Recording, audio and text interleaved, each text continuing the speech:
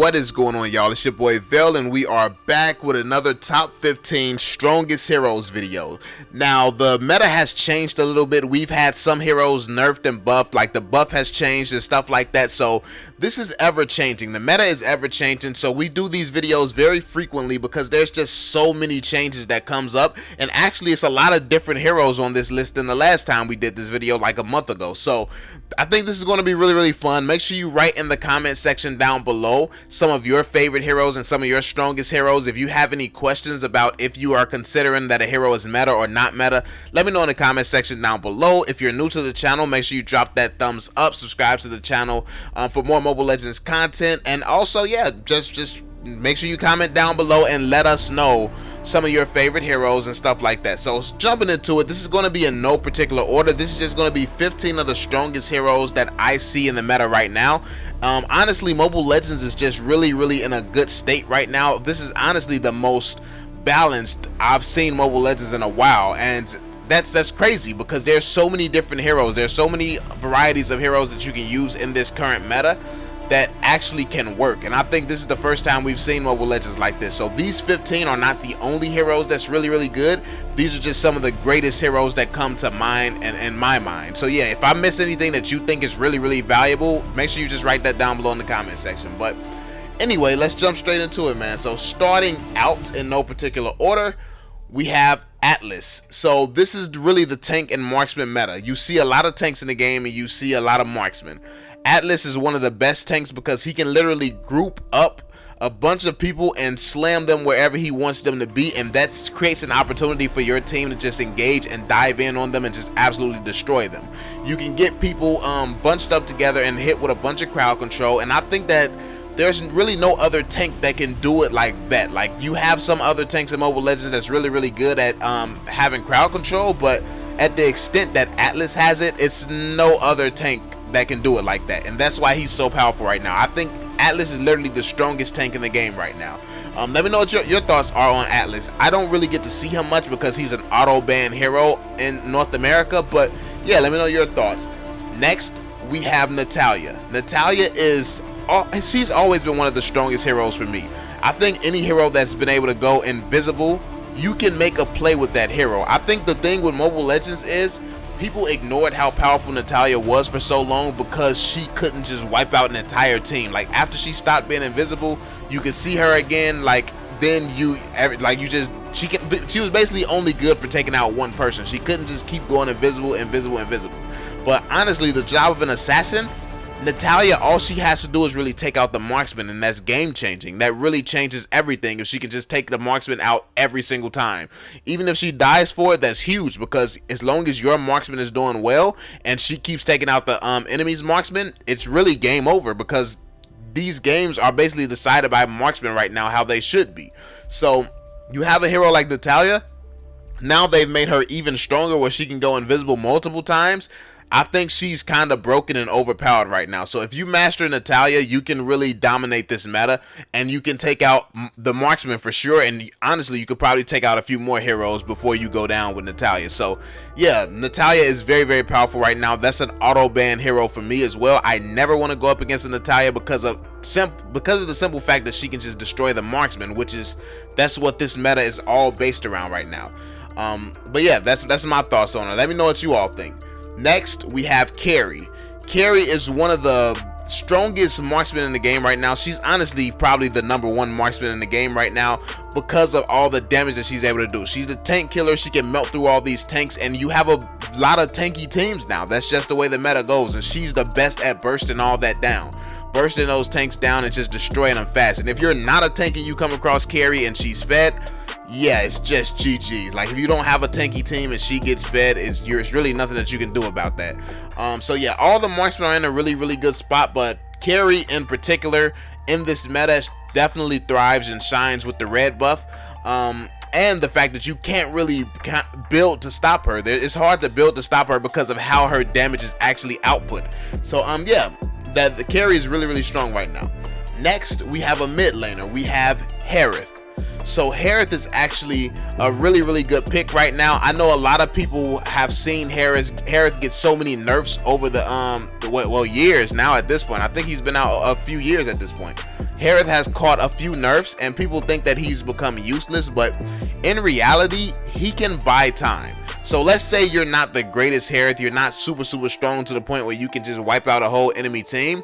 What you can do is buy a bunch of time. You can keep attacking people, getting shield back, and you can buy time, seconds, and basically give your marksman an opportunity to get to a fight, to start engaging, and to really take out some people, to take out some kills from the back line. I think that these heroes like Harith and Esmeralda and stuff like that, well, when Esmeralda is encountered by a different hero, I think that these heroes are really good at buying time and allowing your team to make plays. I think this Harith in particular is a selfless hero, is a more selfless hero. Even though you can be really good and just get to wiping everybody out yourself, even if you're not insane, you can really buy time and create opportunities for your team, as opposed to certain heroes like Ling. You're either really good with him or you're really bad. There's no tanking. Like, he can't really buy time. He, like, if Ling does bad, then you're just without a mid laner and he's pretty much useless the whole game. And there's other heroes that's like that as well, like Lunix. Lunix is a little bit more sustainable. She can play around and buy a little bit more time, but yeah, it's just a tanky mid laner in this meta is really good, because it's all about letting your marksman get fed and creating opportunities for your marksman to attack. So if you play the game through the marksman, Harith is really good at that. Next, we have Kimmie.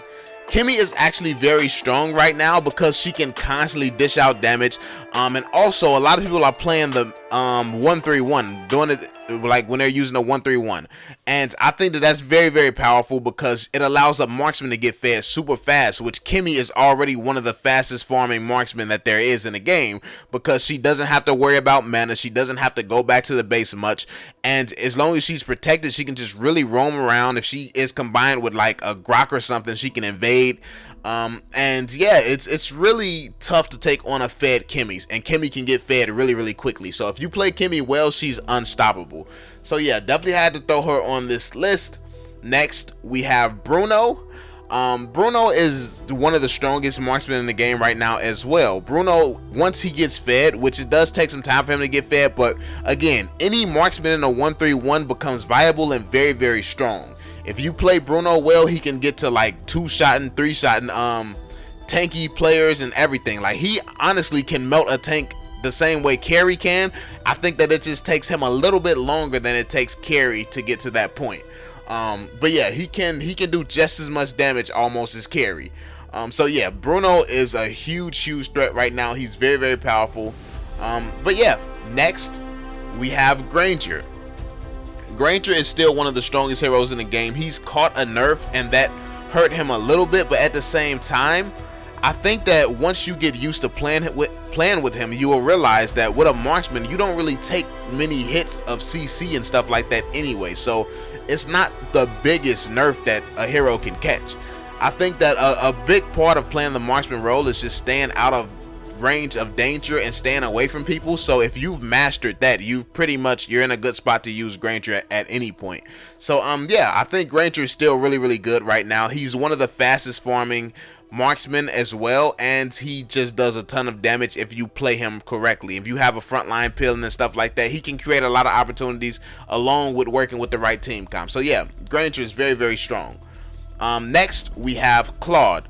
Because of this new 1-3-1 meta where marksmen are roaming mid and taking both buffs, Claude can actually get the purple buff, which saves him when it comes to that mana problem, and he can keep his stacks up a lot more easily, and then he get the red buff as well, so obviously he gets that damage boost. So basically, in the 1-3-1, Claude has become unstoppable. I know a lot of people have been wondering why people have been seeing Claude a lot more in the meta.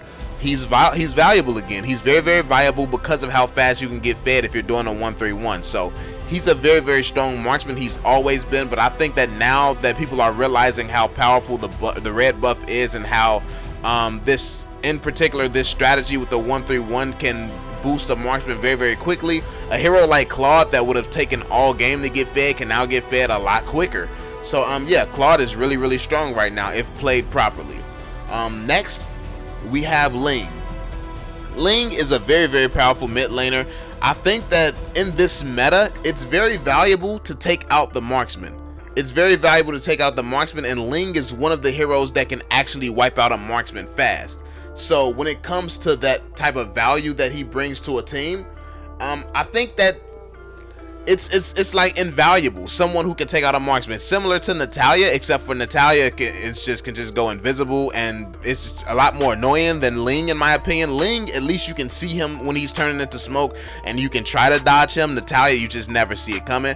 But Ling is definitely still really good. But all you have to do is to counter Ling, honestly, is just take his blue buff, and then he's just useless. So he's a hit or miss type of hero. I don't necessarily like playing with Ling, but also it's kind of difficult and annoying to go against a good Ling as well. So yeah, I mean, it's a hit or miss hero, but he's very strong still. So yeah, next we have Kagura.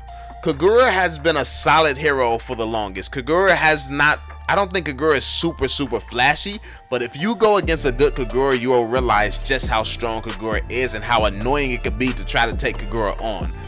And I think that she's very dependable. She's dependable, she's proven. She's one of those heroes that's been around a while, similar to Chow. And yeah, I mean, like, if you don't know who to go as a mid laner, I don't think you can go wrong if you pick Kagura. So in most cases. So yeah, Kagura is not bad. Next, we have Grot. Obviously, Grot is always going to be meta unless they do some type of crazy nerf to him, which I don't see why. I think he's actually a really balanced tank for what he does. He can clear lanes really fast. He can increase the speed that your team farms at. I think that that's where his power comes in, at his ability to farm and clear waves fast and speed up these rotations. So he shaves a lot of time off rotations in Mobile Legends, and I think that that's where his value comes in at. Because if you have a Grot on your team should probably be ahead in gold the most of the game. But just being ahead in gold and farming and stuff like that isn't all you need. Obviously, you still need other things to win the game, but Grot gives you a huge advantage. So he'll always be one of the best tanks, in my opinion. Next, we have Hylos. Hylos is one of the few tanks that people actually use to try to counter Grot, to try to actually take on Grot. And I think he does a good job at that because he can constantly deal damage and he has that stun. So if he just waits for Grot to finish it with his first ability, you can easily stun him, or he can target a more squishy hero and just like, or if you got Kimmie can easily melt a Grot. So depending on what type of combo you have, I feel like, yeah, Grot can be really tanky, but at the same time, if you have a Hylos and Kimmie, Grot is really just free food. So yeah, it's the combination. It depends on the combination and how you're going about using these heroes. So yeah, Hylos is really strong, really good right now, very good at engaging and taking out and being used as a counter against Grot. Next, we have Nana. Nana is one of the heroes that people have been sleeping on for quite a while. I used to talk about how Nana was one of the strongest heroes in Mobile Legends a while ago, and everyone said I was crazy. Everyone didn't believe Nana was really good. And when you do the math and you think about, yo, this chick can literally drop 11 stuns a minute, how is she not meta? Like, when you really think about it that way, you realize just how powerful Nana has always been. And now people are starting to realize that, because pros have been using Nana a lot more and top players have been using Nana, so people are realizing how annoying Nana can be and how strong that is and how she can counter a lot of heroes. And Nana has been getting a lot of play lately, so if you master Nana and get really good with Nana, you can be unstoppable. But I hate going against Nana, so don't use Nana if you see me, please don't. But yeah, next we have Biggie. Biggie is also really good right now, because in this meta most heroes have slows or stuns or some form of CC. Biggie just really countering all that. A well-timed Biggie ult could really change the tide of a game. Like, let's say Atlas uses his crazy ult, Biggie hit that ult at the right time, you just really made the strongest tank in the game useless. So Biggie, he still has his uses. I think that he's definitely a pick that you need to pick if you see the enemy going for a heavy CC comp. I think he can work really well there. That's one of the things that you have to really master in Mobile Legends, is knowing when to use a certain hero and counter picking for things like that. If you're going against a team with absolutely no crowd control, it would be useless to have Biggie. And I see a lot of times Biggie gets picked in situations like that where he's not actually countering someone. So when you see the enemies are using heavy crowd control, definitely grab Biggie. He will help your team out tremendously. Next, last but not least, we have Uranus. Now, there wasn't really any solo laners on this list because solo lane is not really prevalent lane right now.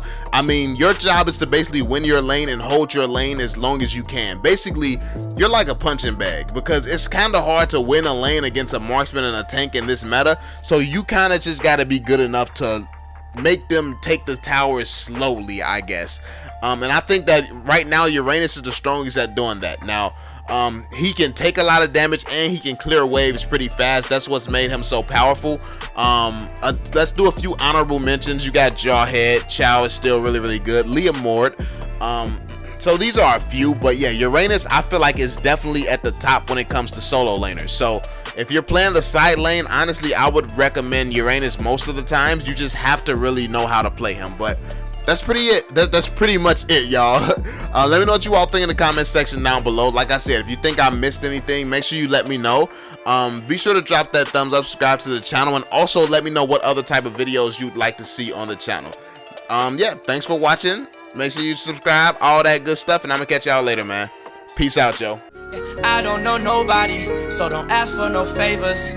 Don't ask for no paper, they leave when you losing, but they coming back later. Promise they coming back later. I'm up now, she wanna f now. She keeps saying she in love now. Money got her on stove, wow. All because I got bust now.